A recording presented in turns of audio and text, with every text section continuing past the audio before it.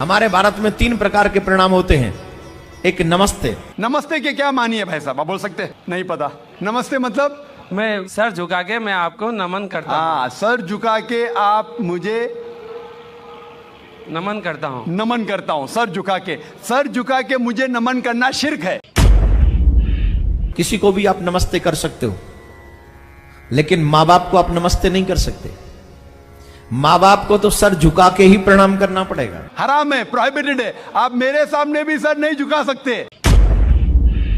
नमस्ते के क्या मानी है भाई साहब, आप बोल सकते हैं? नहीं पता। क्या मानी है? माइक्रोफोन ऑन कीजिए जरा भाई साहब का। नमस्ते मतलब मैं सर झुका के मैं आपको नमन करता हूँ। हाँ, सर झुका के आप मुझे नमन करता हूँ। नमन करता हूँ। सर झुका के मुझे नमन करना शिर्क है, हराम है, प्रोहिबिटेड है। आप मेरे सामने भी सर नहीं झुका सकते। चाहे आप मुझसे मोहब्बत करते हैं, चाहे आप मेरी इज्जत करते हैं, फिर भी आप मेरे सामने सर नहीं झुका सकते। सर झुकाना चाहिए तो सिर्फ खुदा के सामने, अल्लाह के सामने, और मैं खुदा नहीं हूं। आप जानते हैं, आप मेरी इज्जत कर सकते हैं, मेरी बात जो मैं कहता हूं उसके ऊपर अमल कर सकते हैं, लेकिन आप मेरे सामने सर नहीं झुका सकते। इसीलिए मैं जवाब में आपको कहूंगा, अस्सलाम वालेकुम। आप पे सलामती हो, आप पे सलामती हो। आप समझे ना? मैं आपके सामने झुक नहीं सकता हूं। ये सिर झुकेगा तो सिर्फ अल्लाह के सामने, सिर्फ खुदा के सामने। का प्रोग्राम बहुत बार टीवी पे देखा था। मेरा नाम गोविंद तिवारी है। मैं कॉलेज में प्रोफेसर हूँ। मैं जिस एरिया में रहता हूँ उस एरिया के आसपास कई मुस्लिम ऑर्गेनाइजेशन अपनी स्कूल चलाते हैं, और उस स्कूल में स्टार्टिंग में जब प्रेयर होता है वहाँ पर न ही वंदे मातरम गाया जाता है। जब मैंने उनके प्रिंसिपल से पूछा कि आप ऐसा क्यों करते हो, आप वंदे मातरम भी नहीं गाते हो स्कूल में, तो कहते हैं वंदे मातरम में हिंदू है, और उनकी स्कूल में, कई स्कूलों में हिंदी भाषा ही नहीं है, हिंदी ही नहीं पढ़ाया जाता है।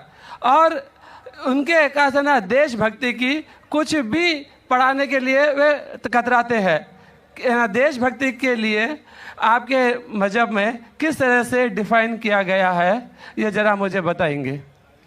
भाई साहब ने एक सवाल पूछा है कि वो कई बार मेरे प्रोग्राम सुनते हैं टेलीविज़न पे, और कहा है कि एक इलाका है जहाँ कई मुसलमान स्कूल है, लेकिन वहाँ वंदे मातरम नहीं पढ़ाया जाता है, हिंदी नहीं पढ़ाया जाता है। क्या सही है? और आपके मज़हब में, इस्लाम में देशभक्ति के बारे में क्या कहा गया है? पहला सवाल कि मुस्लिम स्कूल में वंदे मातरम क्यों नहीं कहा जाता। हमें ये देखना चाहिए कि कोई भी गाना या कोई भी चीज़ आप कहते हैं उसकी मानी क्या है। आप जब वंदे मातरम पढ़ते हैं उसकी मानी है कि हम सिजदा करते हैं इस देश जो हमारी माता है, ऐसे कहा जाता है, और हम इसकी पूजा करते हैं। ये हमारे लिए शिर्क है, शिर्क है इस्लाम में, और गलत है हिंदुइज्म में भी। हिंदुइज्म में भी आपको इबादत सिर्फ करना चाहिए एक खुदा की, धरती की नहीं। तो हिंदुइज्म में भी गलत है, क्रिश्चियनिटी में भी गलत है, इस्लाम में ही गलत है। लेकिन आम हिंदू अपने मज़हब को नहीं जानते, अपनी मजहबी किताबें नहीं पढ़े हैं, इसीलिए कोई भी आप गाना गाते हैं, अगर उसके मानी खुदा के खिलाफ है, अल्लाह सुब्हानहू व तआला के खिलाफ है, भगवान के खिलाफ है, तो ऐसा गाना गाना गलत है। आपने मुझे शुरुआत में नमस्ते कहा। नमस्ते, नमस्ते के क्या मानी है भाई साहब, आप बोल सकते हैं? नहीं पता। क्या मानी है? माइक्रोफोन ऑन कीजिए जरा भाई साहब का। नमस्ते मतलब मैं सर झुका के मैं आपको नमन करता हूँ। हाँ, सर झुका के आप मुझे नमन करता हूँ। नमन करता हूँ। सर झुका के मुझे नमन करना शिर्क है, हराम है, प्रोहिबिटेड है। आप मेरे सामने भी सर नहीं झुका सकते। चाहे आप मुझसे मोहब्बत करते हैं, चाहे आप मेरी इज्जत करते हैं, फिर भी आप मेरे सामने सर नहीं झुका सकते। सर झुकाना चाहिए तो सिर्फ खुदा के सामने, अल्लाह के सामने, और मैं खुदा नहीं हूं। आप जानते हैं, आप मेरी इज्जत कर सकते हैं, मेरी बात जो मैं कहता हूं उसके ऊपर अमल कर सकते हैं, लेकिन आप मेरे सामने सर नहीं झुका सकते। इसीलिए मैं जवाब में आपको कहूंगा अस्सलाम वालेकुम, आप पे सलामती हो, आप पे सलामती हो। आप समझे ना, मैं आपके सामने झुक नहीं सकता हूं। ये सिर झुकेगा तो सिर्फ अल्लाह के सामने, सिर्फ खुदा के सामने।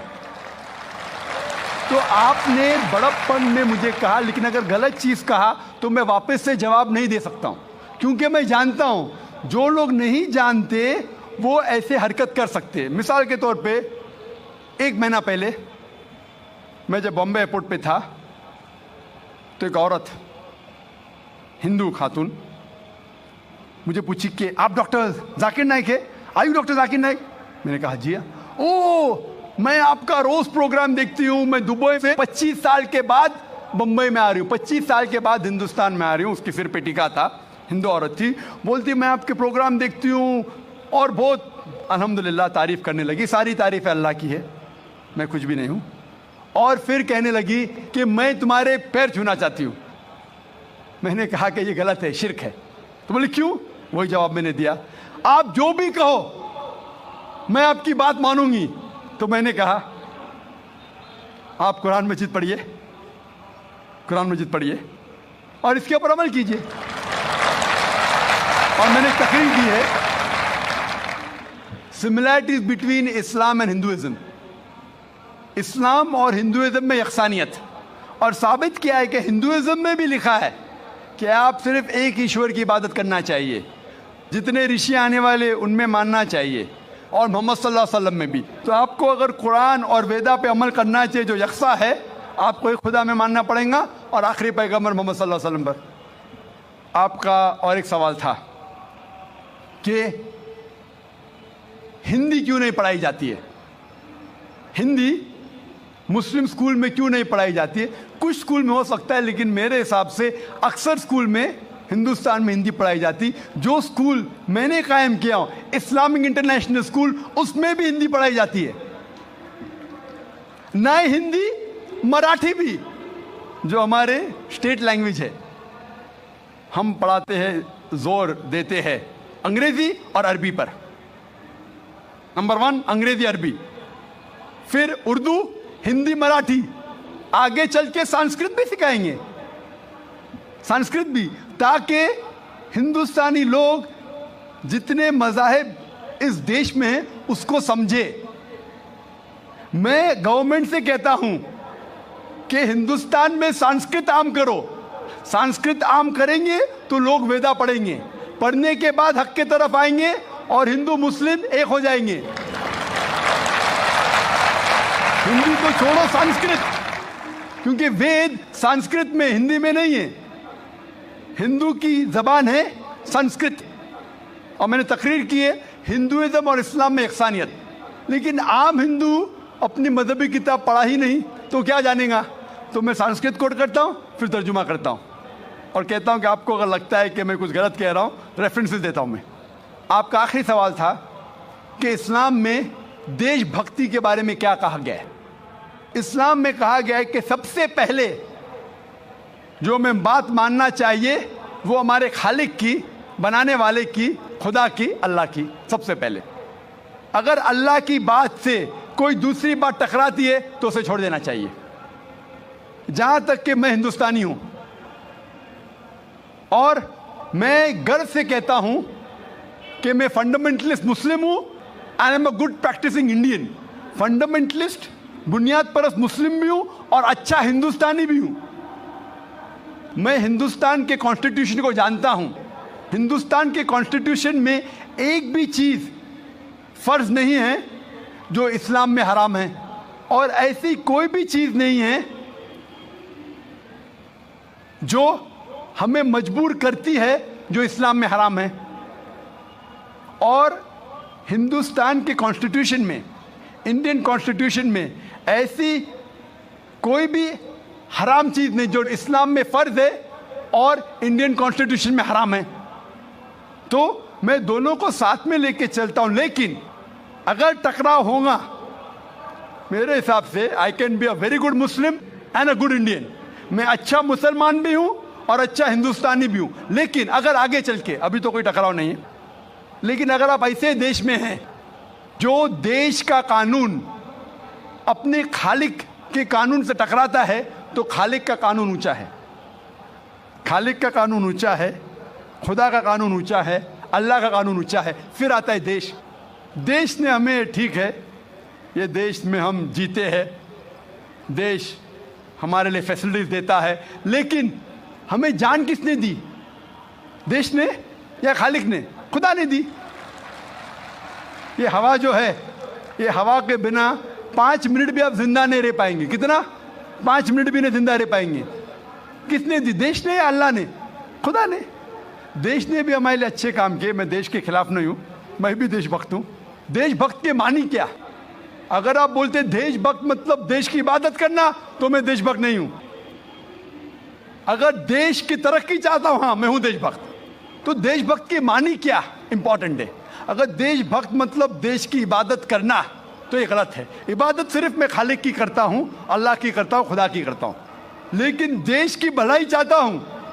अगर वो देश कोई कानून लागू कर रहा है, वो शरीयत के अंदर है, खुदा के कानून के दायरे के अंदर है, तो मैं उनके साथ हूं। कई चीजें इस्लाम में मुबाह है, ऑप्शनल है, और अगर देश उसे कहता है कि करो, तो मैं करूंगा। लेकिन अगर कोई देश, चाहे वो अमेरिका हो या यूके हो, वहाँ का कानून अगर इस्लाम के खिलाफ है, तो मैं उस देश के कानून के खिलाफ जाऊंगा, क्योंकि मैं सबसे पहले मोहब्बत करता हूँ खालिक से, खुदा से, अल्लाह से, फिर अपने देश से।